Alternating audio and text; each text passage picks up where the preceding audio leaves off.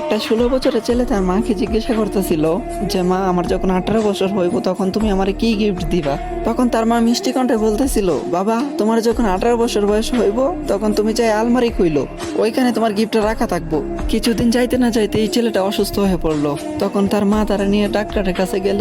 তারপরে ডাক্তারে অনেক পরীক্ষা নিরীক্ষা করার পরে জানতে পারলো যে ছেলেটার 2টা কিডনি ড্যামেজ হয়ে গেছে। এই কথা শুনে তো মা পুরোপুরি ভেঙা পড়ছে, অনেক কান্না করতেছিল। তারপরে এমনি এমনি 2 বছর কাইটা খেলো। 2 বছর পরে যখন ছেলেটা পুরোপুরি ভাবে সুস্থ হয়েছে, তখন বাড়িতে যখন ফিরে আসলো, তখন ছেলেটা জানতে পারলো যে তার মা আর বেঁচে নাই। তার মা তারা চাইরা অনেক আগে চলে গেছে। তখন ছেলেটা অনেক কান্না করতেছিল, আর কান্না করতে করতে তখন মনে পড়লো যে আলমারির কথা। তখন সে আলমারির কাছে যায়, আলমারিটা কইলা দেখলো ওইখানে একটা গিফট বক্স রাখা। যখনই গিফট বক্সটা ওপেন করলো তখনই দেখলো ওইখানে একটা চিঠি রাখা। আর এই চিঠিতে লেখা ছিল, এ আমার কলিজার টুকরা।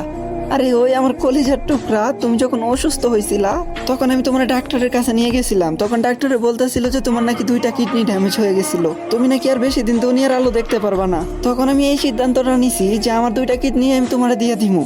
হাই, এখন কি ভাবা যায়, মা তো মাই হয়, তাই না? হে আমার কলিজার টুকরা, তোমার কি মনে আছে যে তুমি বলছিলা তোমার 18 বছর হইলে আমি তোমার কি গিফট করবো? হে আমার কলিজার টুকরা, হে আমার শেহজাদা, আজকে তোমারে আমি আমার 2টা কিডনি দিয়ে যেতেছি। সবসময় নিজের যত্ন করো, সাবধানে থাইকো।